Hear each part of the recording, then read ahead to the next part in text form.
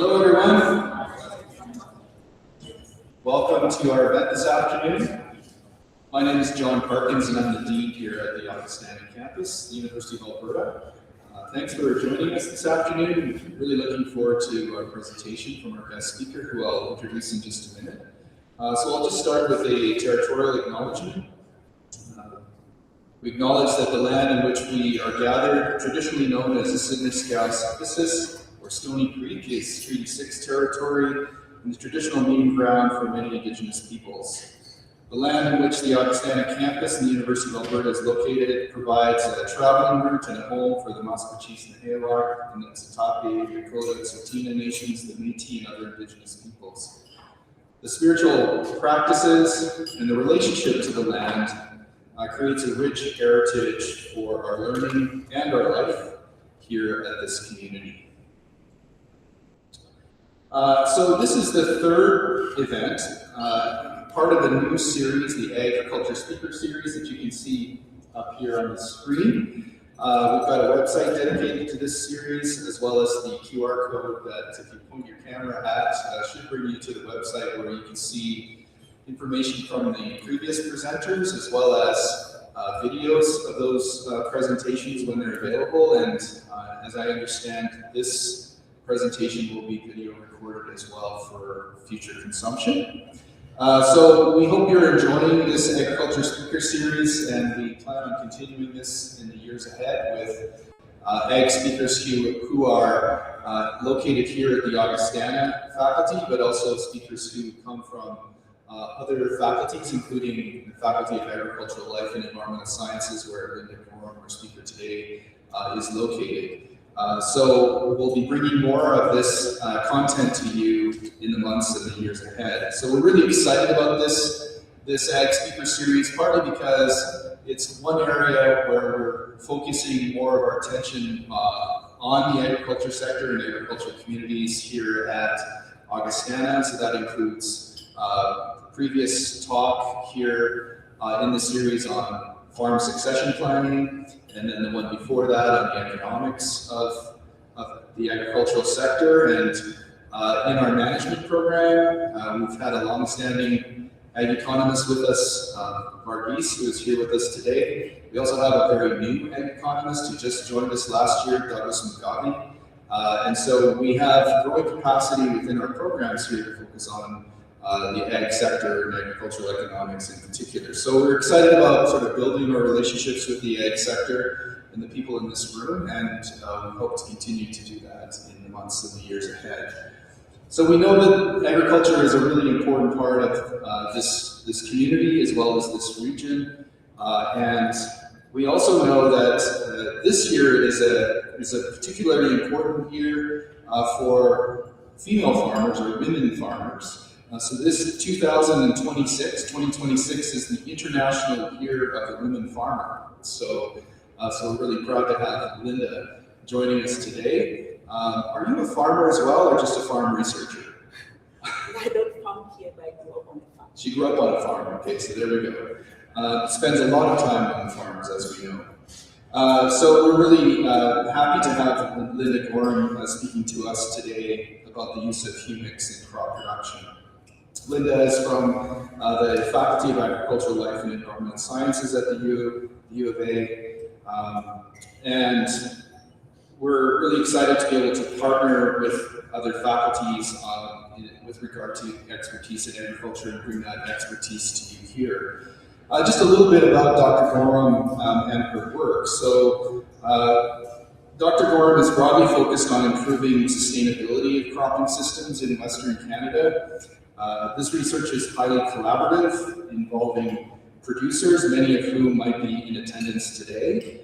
And her research is focused on four key components. The first one is the diversification of cropping systems, crop rotation, crop cover, intercropping, and low input systems. The second one is optimization of inputs. This is the interaction of amendments, humics, which is the topic today, lime, biochar, and other elements that support the optimization and diversification of cropping systems. The third area is basic agronomy, which includes evaluation of seed rates, depth, plant establishment, yield gaps, and so on. And then the fourth area is optimization from below ground perspective or root research. So this is a broad research program that's focused on the sustainability of crop production in Western Canada. So with that introduction, really happy to have you here with us. I know you've got a really busy schedule with teaching and research and lots of grad students and other things on your agenda. So we're pleased to have you here, and we look forward to your presentation now. Thank you. Thank you very much.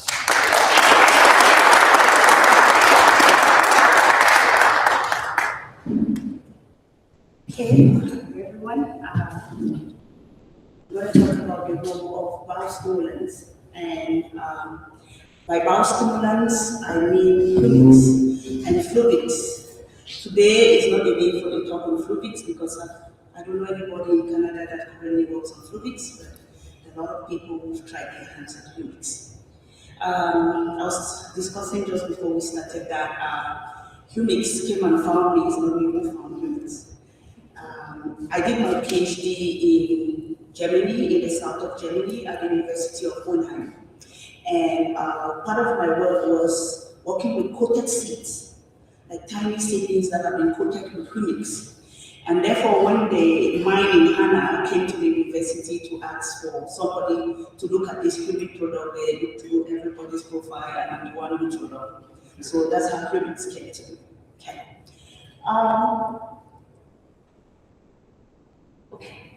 We know that crop production in Western Canada, we face a lot of challenges. We have abiotic stresses, we have biotic stresses, but we also have challenges with inputs. Everybody knows that Donald Trump has bombed Iran, and we don't know what's going to happen to Indian prices. And these things are happening more and more. Okay. I'll start off by talking a little bit about the abiotic stresses that we face. Western Canada has faced a lot of drought. And here's a picture of all the droughts that have happened from 1900 all the way to 2010. You can see that this area is very, very prone to drought stress. And what I want to point out today is that no two droughts are the same. Okay? I'm going to walk you through a drought that happened from 1917 to 1920. So, every drought has these different areas of the drought, okay? When a drought starts, normally people do not worry. It is like now when it's cold and then it starts to get warm. And then people start to wear their shorts, okay? And everybody's happy that it's warm, okay? And then, when the drought starts, that little green bar there at the bottom, and then this drought gets into a growth stage. And that growth stage is that yellow part. And in that yellow stage, people start to ask, where's the rain? Where did the rain go? Are we going to get rain? If we don't have rain in the next week here, our crops are going to die. And then the drought starts to persist. And during that persistent stage of that drought, it kind of peaks. And then some things can happen for the drought to retreat. Like we might have a lot of snow or rain might fall, and then the drought will retreat. So these are the different stages of droughts. Okay? No two droughts that have happened that I showed you that picture from 1900 to 2010, and now everybody, the drought I remember is the one of 2021. No two droughts are exactly the same. Okay? I'm going to show you two droughts. The drought of 1988 is on this side. And the drought of 2021 is on that side. If you look at the area that was covered and how much damage this drought was done by the darker colors, when you have darker colors, it means that the drought was very severe. So these droughts have been happening, and as producers, we have to manage these droughts. Okay?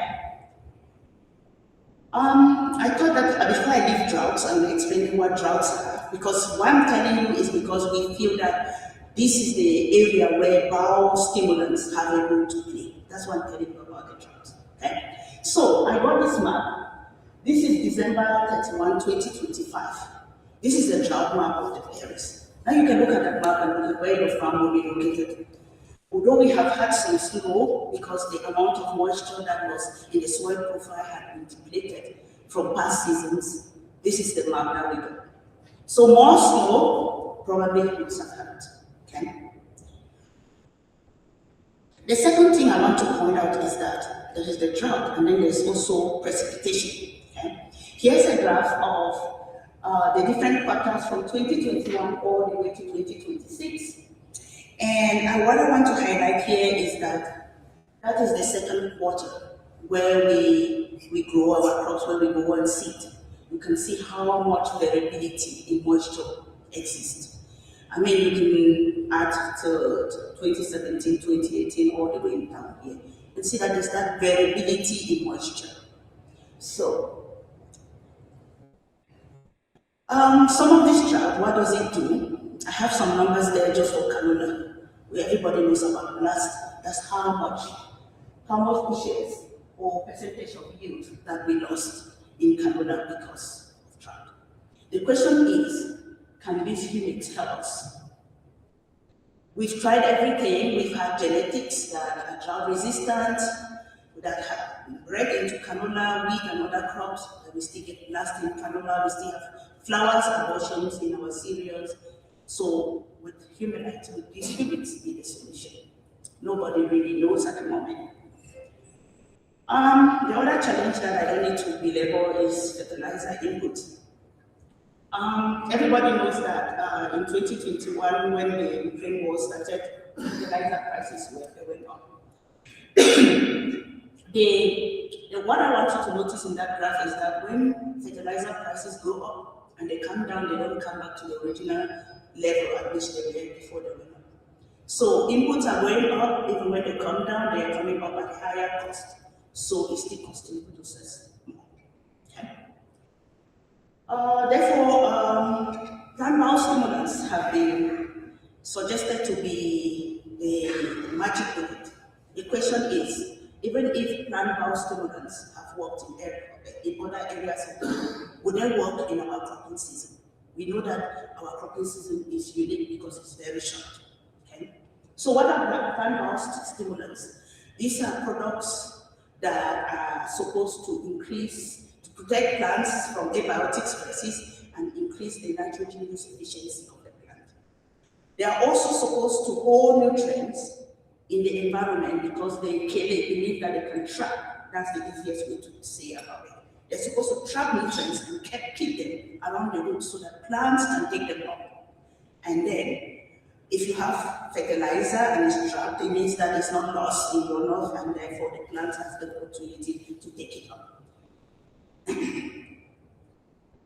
These biostimulants, as you know, if you're a producer, they can either be microorganisms or they can be plant-derived.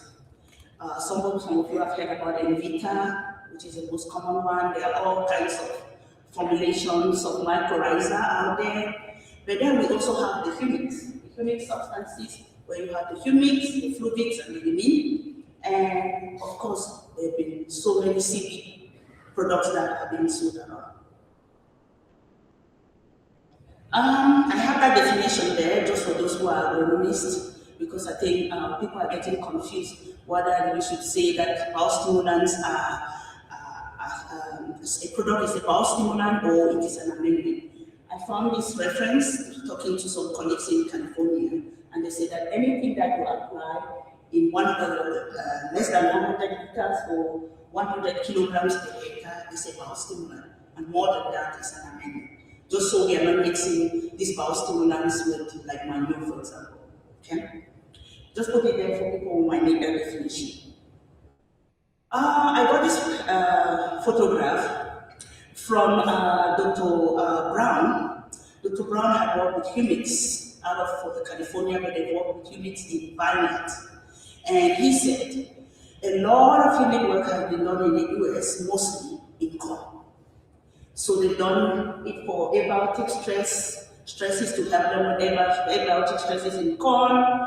They've done it for nitrogen use efficiency. I will leave these slides with whoever runs this series so that if people want a copy of it, they can have it. Okay? And all of these humic products start with an idea. So somebody gets an idea, which is that light bulb at the top there.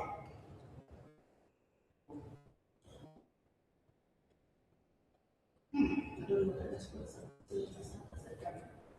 Okay, there. So somebody has an idea, and then they kind of develop that idea, and then they go to through some kind of quality control, and then they develop a product that is being sold to us. The problem in Western Canada is that we have so many people coming with all kinds of products. There's no control. If you go to a trade show, every product is the best thing that has ever happened, and therefore most producers are confused. They're like, should I buy this one or should I not? Okay. It is very impossible, based on the research that we've conducted, sponsored by AgSeries, for us to generalize results. I'm going to show you that in a moment, why I think that. Okay. So let me go to Humalite that was brought to us. So this is how it looks like. It's like black hole. And as I said, producers have been going down to the mine in Cape and Hanna and scooping this Humalite and putting it in their farms. And they claim that these humics are supposed to help them, and they said they've seen improvement with their crop yields and other things in the farm. So what we did is that we started by conducting a literature review. We wanted to know everything about these humics, so we kind of summarized it in the document. And the paper is here below here. If you are interested in reading about humics, please download this paper. I think it's been cited worldwide more than 600 times. I think that's why I'm being pulled up in every direction to talk about humics. Okay. What you find in these humics is that they have side chains, like every compound. They have carboxylic and hydrophilic side chains. And these side chains are what makes the humic work or don't work. And because they have not been characterized for every humic substance that is out there, if somebody uses a humic substance in my work, and another person will use another humic substance, it will not work. Okay. There are also low molecular weight humics and there are high molecular weight humics. As I said, we are just flooded by everything and nobody really knows what humic they're using. My direction to producers is if you use one humic product and it works, please stay with that humic product. It has the chemistry that works. Do not jump into another humic product that has been untested. Okay? As I here is the chemistry for those who are interested. We characterize the Humalite. So this black hole, this is how it looks like. So we have characterized that. So I'm going to talk about the humic substance, which is a Humalite that we have worked on. So when this humic was given to us, we decided to start in the greenhouse. So we grew some plants in the greenhouse. This is wheat. The first wheat plant here has no Humalite and no fertilizer. And then we increased the amount of Humalite. And then we had it under full fertilizer. And you can see how the roots, they changed. Okay? That was wheat, and then we did it also for pea. And you can see that in the presence of humics, the root of the plants are more developed. This might be why when we have a dry year, plants that receive humic are able to go into the soil deeper to get moisture. Okay? What was very interesting about this is that when we looked at the root hairs, you can see how dense the root hair is in the presence of humics. Okay? So humics do trigger the plants to produce more root hair, which might be explaining why the plant is able to get more moisture and more nutrients in its environment. Okay? However, as I said, we looked around, there was no really research that has looked at humics, and it was 2021. We started with N. We wanted to see whether if you apply humics, you should be reducing your N, then you're putting down your nitrogen, fertilizer, and of course, there's no long-term research that has been conducted on humic. I don't know even worldwide. Nobody knows what these humics they do in the long term, which is a gap. And of course, I know that some of the farmers are using enhanced efficiency fertilizers, so people are using nitrapyrin, so people are using super U. I also was interested to see what if we combine humics and this superuse, what would happen? Therefore, we conducted some field trials. I'm going to focus on the field trials and the incubation experiment for the talk today. We also did some work in the greenhouse. So we started off the experiment. That was the topic we wanted to see in this wheat-canola rotation. What this humics would have if we reduce our urea. And there's my master student. I mean, this work was really liked by the faculty and actually won the faculty. And we also have a publication if you want to read the details. Okay? So these were the objectives. The objectives was to evaluate the effect of Humalite in the presence of reduced urea. We wanted to find out what would the application rate be. I mean, producers did not need to keep going and getting bucket full of Humalite and dumping them in the field. And then, of course, we wanted to see whether Humalite had impact on other soil health parameters. So we conducted a huge experiment. There were 3 sites. We did it at the St. Albert Research Station, which belongs to the University of Alberta. We did it at Battle River Research Station in Forestburg, here not very far from you. And then we did it at Gorim at Westwood. And these 3 sites were kind of unique because the soil at the university site, which was St. Albert, was a black chinamazelic soil, very high soil organic matter. And then we contrasted it with the Battle River site, which was here in your vicinity. That site had salt. It was a black soil, it had salt, it had very low soil organic matter. And then these 2 black sites were contrasted with the gray site, which was at Western. And this gray site also had low soil organic matter. So we had 2 low soil organic matter sites, one which was black and another one which was green, and then we had the black site that had high soil organic matter. We split it. We had 3 fertilizers. We had a no fertilizer. We cut the fertilizer by 50%, the recommended rate, and then we had full recommended rate, and then we had Humalite at different rates. 100 pounds per acre, 200 pounds per acre, 400 pounds per acre, and 800 pounds per acre. And then in 2023, we decided that we were going to side ban this Humalite. What a mistake it was. We decided to take the highest rate out and then the 800 pounds per acre and replace it with the 50 pounds per acre. And then we side banded it, but guess what happened? It was burning the seedling like if you had any real seedling. So that is my first of recommendation. If you want to put solid humics close to seeds, watch out for burning. Okay. So I'm going to start by showing you some of the results. Okay. So the white bar there is the no urea. The gray bar is 50%, and the black bar is when we put the full fertilizer that is recommended. Okay. So if you look at this is the St. Albert site. We try to look at what's happening in the dry year, which was 2021, and then what is happening in the wet year. If you look at this, the first thing we see is that there was no trend. As we increase the amount of Humalite, I was expecting the yields to be increasing. And if you look at this graph, you see that no, it is not increasing at all. We saw a movement here where we had higher yields at least 200 pounds per acre, but this yield was not significantly different from where we added where we had no Humalite. And then when you look at the dry year, you see that it looks like the half urea, which is here. The half urea looks like it was producing yields that were similar to where we have no urea. So that's what happened in the black side. No trends, nothing is really looking like adding this product is going to change anything. When we looked at 2023, we started to see some movements where you have the blue arrows. Here at 200 pounds per acre, you can see that the yield when you have full fertilizer is increasing. So we need to press really hard. Oops.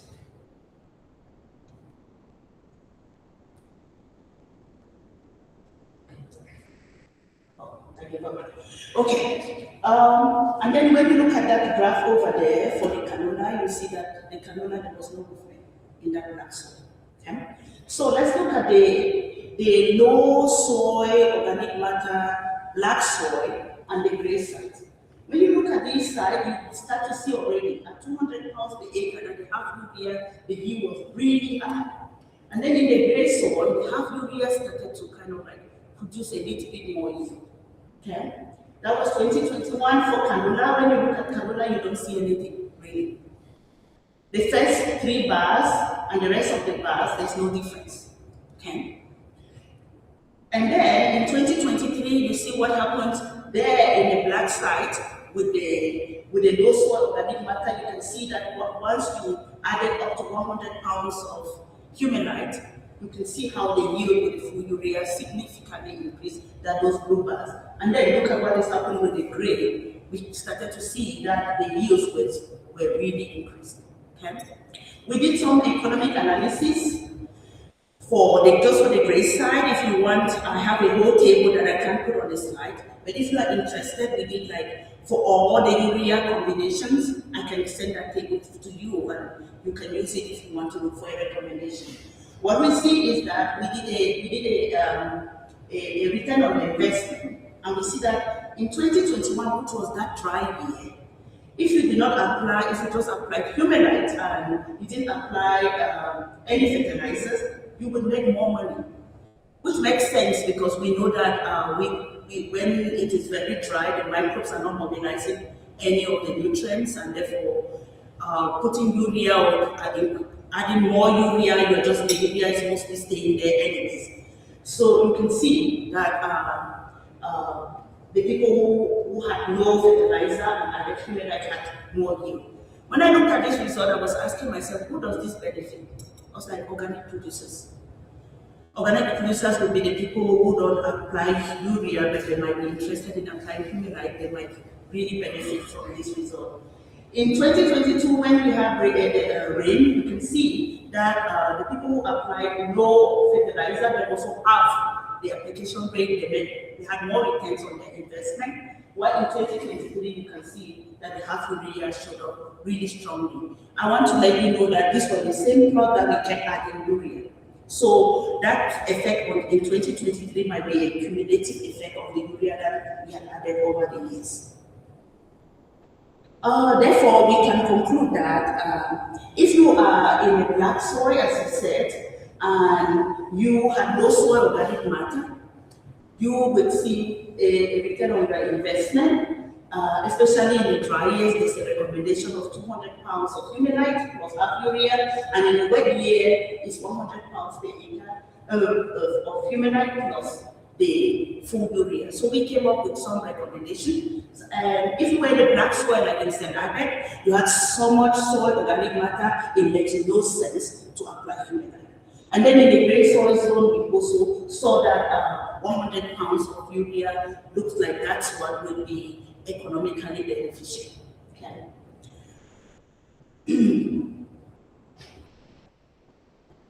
It's frozen.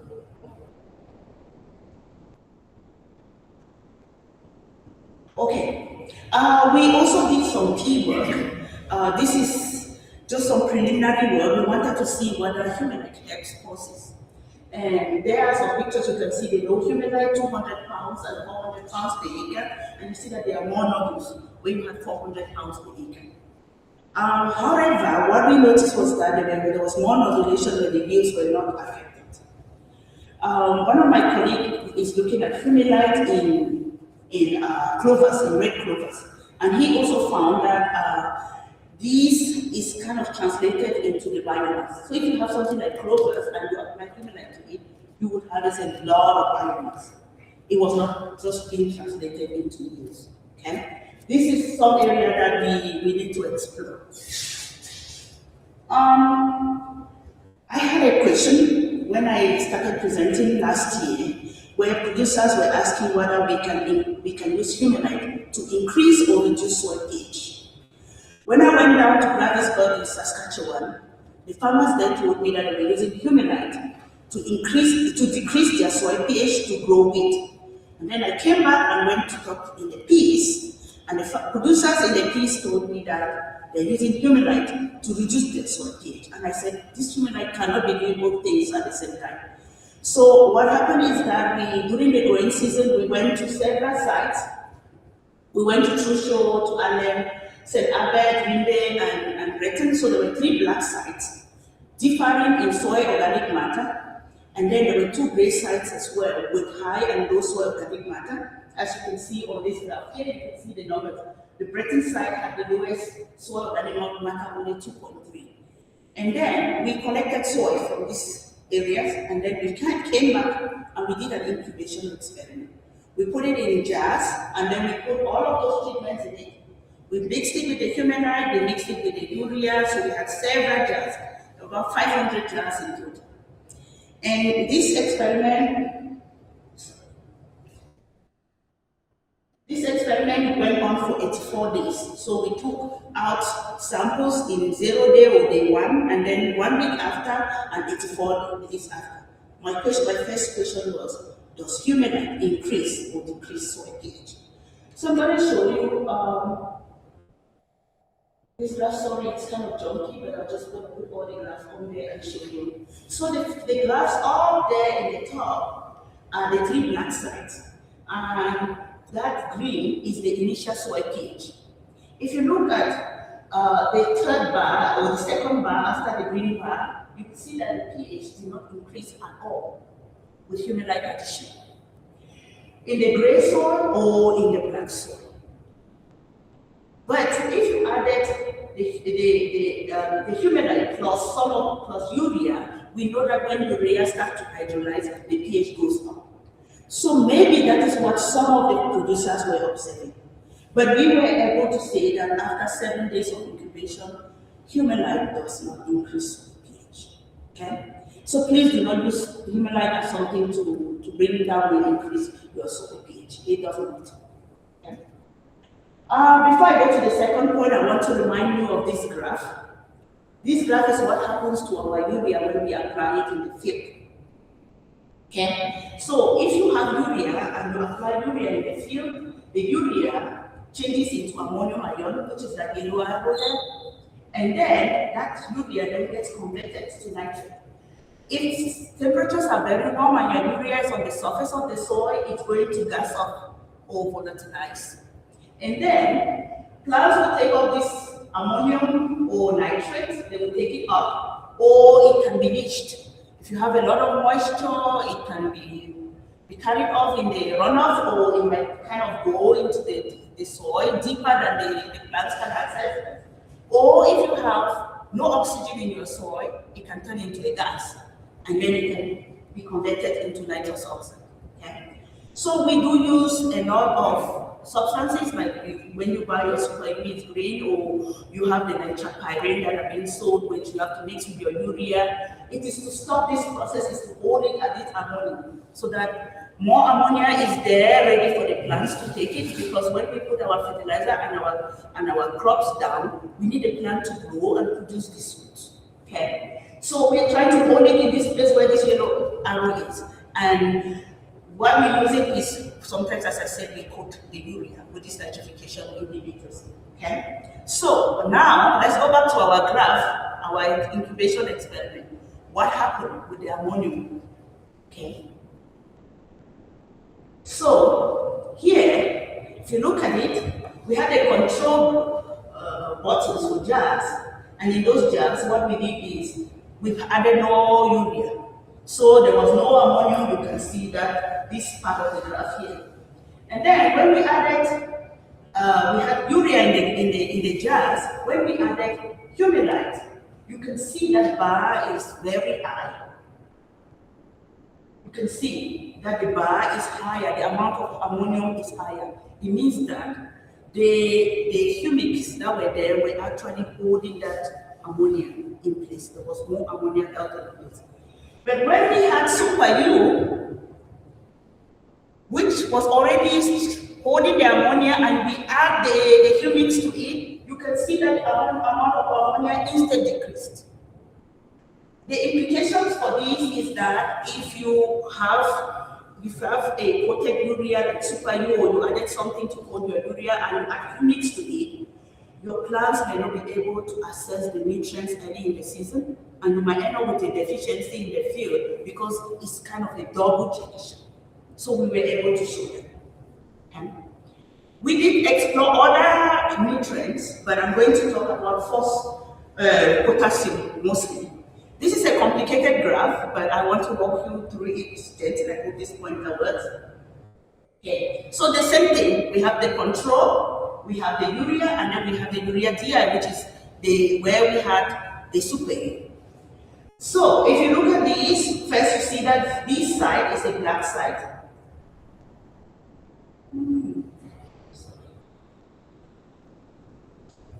Yeah, this is a black side, and this is a gray side.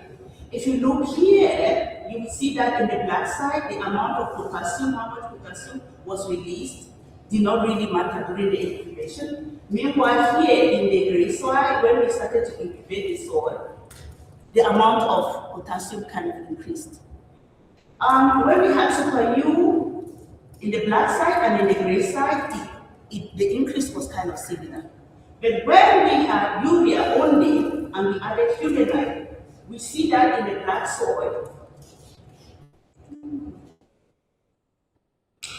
In the black soil, you can see that the amount with Humalite, you can see that this blue bar is kind of increased. Meanwhile, in the gray soil, it is kind of reduced. Okay. So what we think there is that in the black soil, we saw that a lot of ammonia was reduced, and then it was out-competing the potassium in the soil colloid and making K available. Meanwhile, in the gray soil, it was the reverse. K was getting fixed. For people who are interested in this kind of dynamics, as I said, we just published a paper a few days ago. It's on the slide. Please read it. What happened to potassium? What happened to sulfur? Okay, I will leave that at that point if you want to look at it. The question that I went asking myself again was, does leaf applied humics work? Should we be applying humics on the leaf, or should we be applying them in the soil? Okay. So I think the farmer is here. They conducted this experiment, and what they did is that they had strips. Okay. I put this for you to just have an idea that each of these columns is a strip like this. I'm going to label them from A, B, all the way to E. So in the first strip, which is A, they applied some calcium and boron products. And then in the second strip, which is B, they applied fluvic acid once.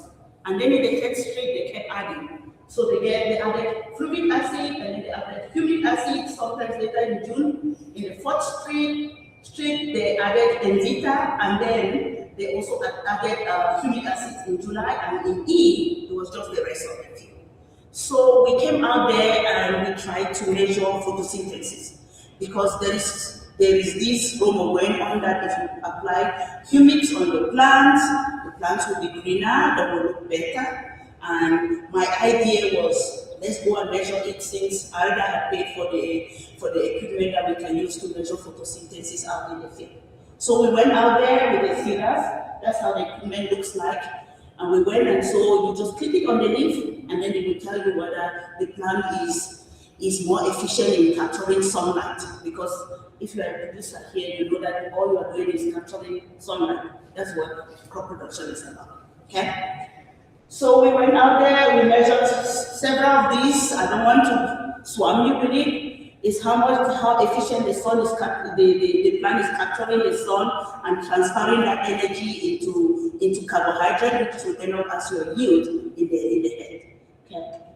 So we did it, and if you look at these, you will see that A was that strip that had only the calcium and boron product, and the rest are the humics and the fluvics, and E is the rest of the field. When you look at it, you see that FV over FM, which is the efficiency of how light is captured, there was no differences. We look at phi too, we didn't see any differences. That is evapotranspiration. If you look at it, only that first strip was different from the rest of the field. There were some increases, but it was not significant.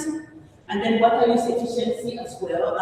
You see that the humics did not really affect the photosynthetic apparatus. When I went home, I told myself, this is a snapshot in time. We went out to the field once. What if the photosynthesis had happened, that increase had happened before or after we got to the field? Okay? So we decided to look at the yield. We said it will be captured in the yield if there was some increase. So if you look at the yields at the bottom here, you will see that where we have just the calcium product, we had 1,200, the other yields were similar. Where we had Invita, we had 1,400. And I was telling myself that if you consider all the products that have been applied in this strip, I wonder whether that will pencil out who is profitable. Okay? We still need to look at these, as I said, at other times, not just one time photosynthesis in the field, but there's evidence from Europe that they also did this in wheat in the Mediterranean, and they also resorted that humics should be soil applied because even when they saw a little bit of increase in photosynthesis, it did not translate into significantly increased yield that could pay for the products. Therefore, I do have some general conclusions. So field applications of Humalite should be at 100 or 200 pounds per acre, depending on what crop you have, and your urea rate and where you are located. Soil organic matter has a low. At this point, depending on some of the trials they know that are ongoing, it looks like it is the bad parts in the field that will end up really benefiting from humics. I've talked to some agronomists who said that they are applying humics in high soil areas and they are seeing some movement. This needs to be further investigated. Okay? Humics worked in a dry year, which as I showed you, the plant root systems. Better roots with humics would make sense that the plant root system will be going deeper in those dry years versus wet years. Leaf applied humics are not as effective. I've not seen a return on investment that has been shown to me at this point. If you have that information, please come show me, but I've read and looked around. It's soil applied humics, which really makes sense. And as I said, humic products are different. That side branches, what carboxylic or phenolic side branches that they have need to be characterized, and therefore not every humic is the same. And of course, the economics is what we should be basing our recommendations off of. This season, I had a visit from Syngenta. They want us to investigate humics that will protect canola from blast, and they brought a product called Megafor. And they wanted us to see whether Megafor can help protect canola plants from blast. And so this is our treatment list. We had a plot that had no Megafor applied to it.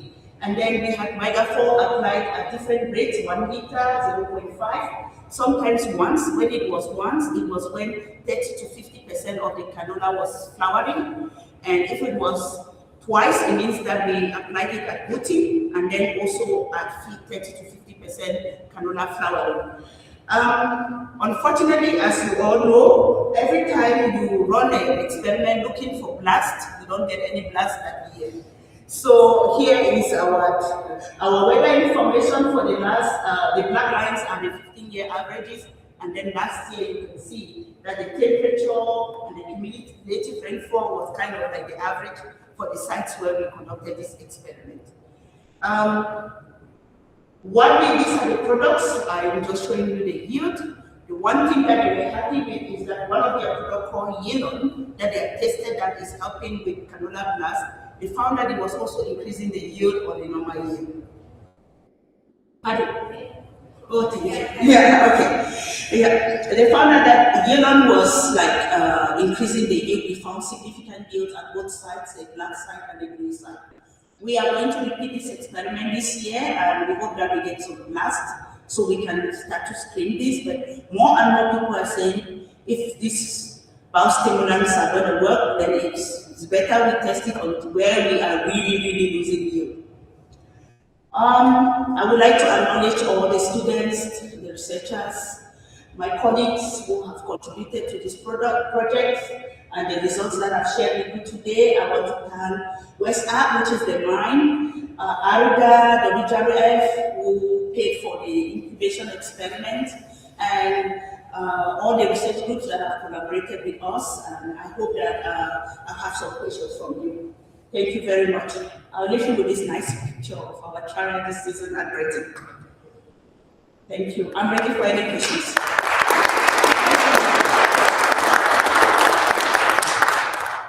Yes. Steve. So Linda, from what I understand, the two main benefits are the biostimulant and the nutrient use efficiency. So that we would see probably more benefit from it being in the soil versus broadcast on top. Yes. Yes. It is nutrient use efficiency and protection against abiotic stresses, which we have started with this other product to look at. There are other products also that will help the plants to resist droughts less. You know, the thing is, all of these have not been tested in our environment. So do you think that from broadcast on top or banning it in the soil that we can use a lower rate, but it's more effective because it's right with the fertilizer, right with the seed, and that might help the economics? Yes. This season I was working with a liquid Humalite product that you could just can mix it, like you don't need to use solid Humalite. You can can mix it with your pre-burn herbicide. And the idea was when you apply your pre-burn, you just mix this humic within the tan and then you just spray it. So because I was like, you need to, when the company came to me, I said, you need to bring something that when we do research, producers can directly employ this in their existing system without having to go into the field twice. So there was this product that is a humic product, and they had already done the back end research where you can mix it with your pre-burn and then just go and spray it and then seed. Then it's already there all over the field. So that's something that needs more investigation, and products in that sense will make sense. The thing is, I've seen producers just go and mix humics with like herbicides or fungicides. I'm worried because we know that they kill it, that means they trap things. So if they trap your fungicide, then maybe the fungicide might become ineffective or it might become more effective. The problem is there's no research, there's no data to confirm or deny this. I can keep asking questions. So I just have another question from the work that you've done, maybe not related to this, but with all the humic sources that are out there, is there a reliable way to test what humics are? There's so many methods out there, so just curious what you found about that. I don't know about any methodology. We worked with a colleague who is a chemist, and the person is the one who characterized the humics for us. I mean, if you have a product and you really want to test it, we can reach back out and ask whether they can characterize that for us. Then you can see what kind of side chains that product has. But that is the biggest problem, because all these products, most of them have not been characterized. I mean, as I said, for farmer to farmer, I would say if you're never using something that works, all of you stay with that one, because for sure it works. And if you want to try humic products, please start with a strip. Don't go your whole farm.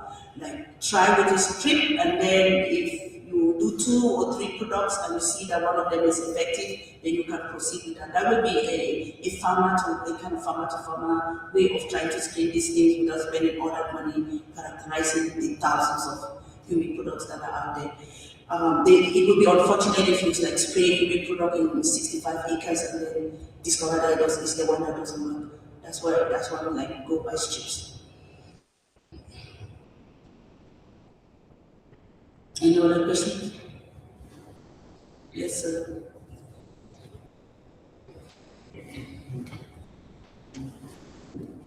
In the 1950s, the Canadian government bought over 1,700 acres of prime number 8 soil for the Edmonton International Airport. Is there more being done to limit the growth of the urban and commercial use on prime agricultural land? Not only here in Canada, but around the world. I'm not sure about the question. Can somebody repeat it?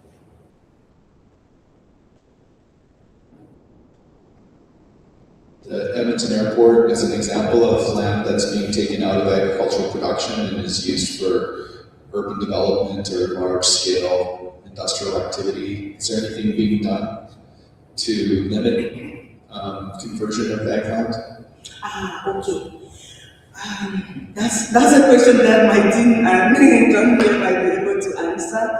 We are asking for more land. We are part of a kind of committee in the university that we are looking. We're asking for more land. Everybody knows that we lost the West 240, so we are actively looking for land that can be used, and of course asking for huge amount of land, not for plots, but for street trials, so that we can do. Maybe John can add to that. He knows what. So for people who may not know what West 240 is, that's what we call the South Campus, which is in the center of the city of Edmonton, which has been for decades the kind of agricultural research station for the university, and we're losing that. So to your point, we're losing that to urban development. For example, the new Stollery Hospital location will be located on the South Campus, which is removing agricultural research land. So to your point, Linda, we're looking for land to do more research into the future, where Linda and colleagues can do this kind of research with the confidence that this land will be there for decades to come, and good research output will come from this research land. We are also establishing my program. We establish a lot of trials on producers' fields, which for me is kind of my dream. I think that's why I left here and came here, because I wanted to work with producers. And so it's been a privilege to work with some of you and come on farm and help people that look like my parents and my uncles. And, just have that field trial there and see that we are finding solutions for new people. For me, that's the whole reason I moved. And that's the one question they asked me, what if you want, and they brought me over here. Because I will be sitting in a lab in Germany and writing all these papers and putting them in the world. So I appreciate the opportunity to work on your field, collect data, see how yields or whatever we're doing are increasing, solving problems in the meantime. That has been a privilege. As much as I want the university to get more land, doing that work in collaboration with producers has been at the heart of my program. Any more questions? Yes, Fred. Yeah, I have two questions. Question number one is, you said you would like Humalite liquid. I'd like to ask about the rates. If you say 100 liter per acre, that will be 25 gallon. That's about 10 gallon per acre. 25 or 100 liter per hectare. I think it's about 10 gallon per acre, if my math is right. That's a lot more than we normally use for spraying runoff. And the next question is, it's said that humic is chelating glyphosate. So if I use this product and runoff, will it affect the efficiency of the runoff? Okay. The product that we use was from a company in Saskatchewan called Trinity Barchem. Their product is called Nutriclor. Their recommendation was 2 to 3 liters per acre. So that's what we went with. We were doing in the industry. And they had told us that they had done some back-end work and they can mix this with glyphosate. And so when we mixed it and we sprayed it, all the weeds died. So I'm assuming that it didn't kill it. So I don't know what they put in that product. It's proprietary, so I don't think they told me what more was in the humic product. Probably have something there that will prevent the glyphosate. That's why I don't want people just running and buying any humics and mixing them with glyphosate, because then you might lose all the power of your glyphosate because it might not work. Because these humics are supposed to be holding things in place. Either it's nutrients or something, they could have kind of bind to them. So when you have that in mind, you should be very careful when you mix humics with like fungicides or any other product. Just know that they're binding. Okay. Any other questions? Okay. Can you take a couple more, Linda? Yes. So the humics that you were putting down 200, 400 kgs, that raw Humalite out of the mine Yes. has been gone through a process. No. Bucketfuls, bagfuls, straight on.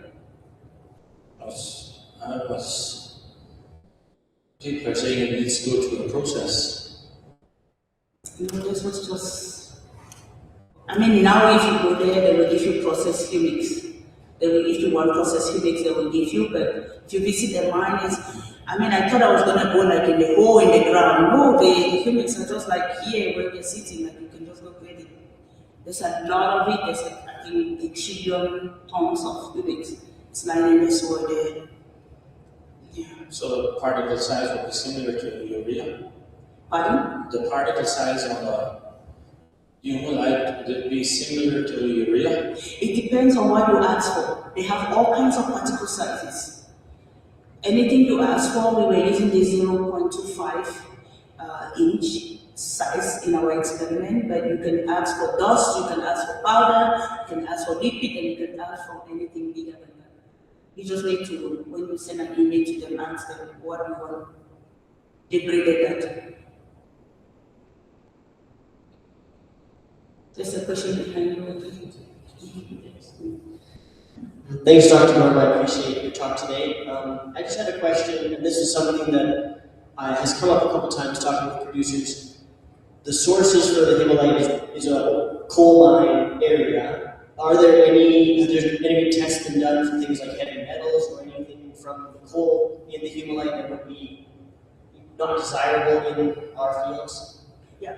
As a matter of principle, if anybody brings a product to me, I send it, I ask whether they are okay for me to send this product to a third-party lab to be checked for heavy metals.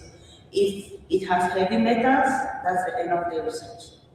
Because I know that if I come and talk to you about it like this, then people hear about the product, then they're going to apply it in their farms. And if you don't have heavy metals in your farm, then we are all in trouble.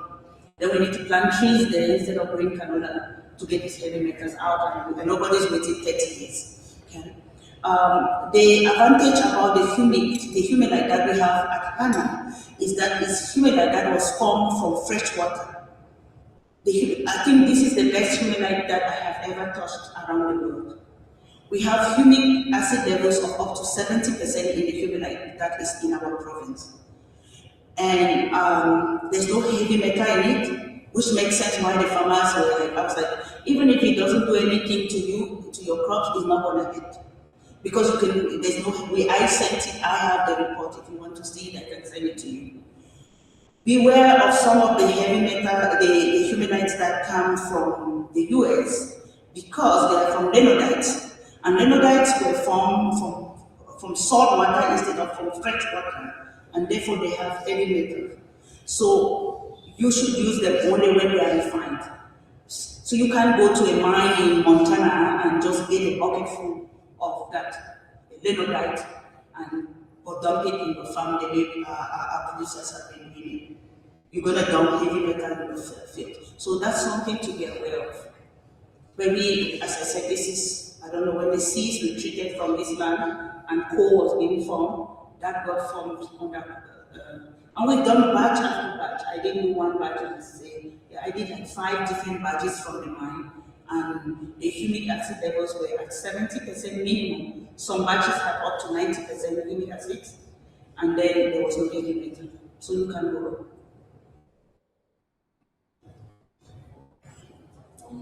Did you analysis stuff on Dutch blue wine or Alker? Pardon? Are you familiar with the coal mine and Halper in Dutz? Dutz coal mine at Riley? I think I've been to that one. I've just been to the mine at Hanna. I've not been to another mine. Okay. Okay, I think we'll take one more question and then we'll think.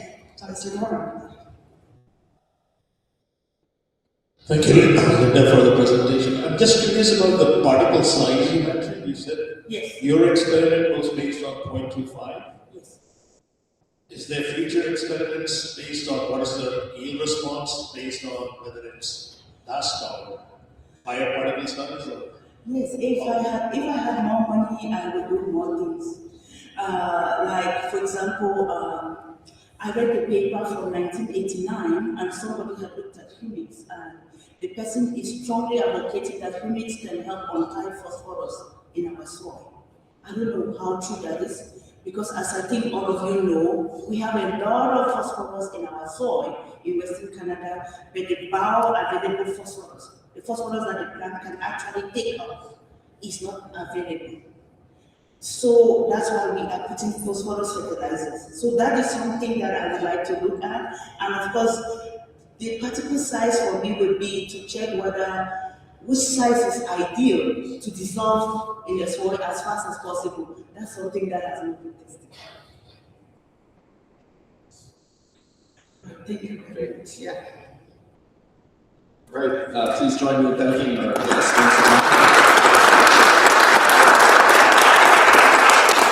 Thanks, Dr. Gorim. Really appreciate your presentation today. I learned a lot and learned how to read your graphs, which is good too. So I also want to thank the team here at Augustana for helping to put this presentation series together, to Bree and Debbie and Kelly in the Advancement Office. It's great to have their support for this seminar series. There's also a survey on the table, so if you have some feedback or topics that you'd like to hear about in this series, please fill out that form and give it to us, and we'll look at those topics for future presentations. This is the final Ag Speaker Series presentation for this year, and we'll be starting up again in the fall with our next presentation, so look forward to that coming in your inbox or in other formats that you can receive information. And yeah, the last thing is check out the website again. If you have time, there's some really great talks on there already where you can stream them and listen to what previous speakers have said, and we'll have this presentation up there as well in the coming weeks. So thanks very much for coming. It's great to see you here. There's still some refreshments at the back, a bit of food, so feel free to hang around and mingle and ask more questions of Linda as she has time before she leaves. So thanks again. Have a good day.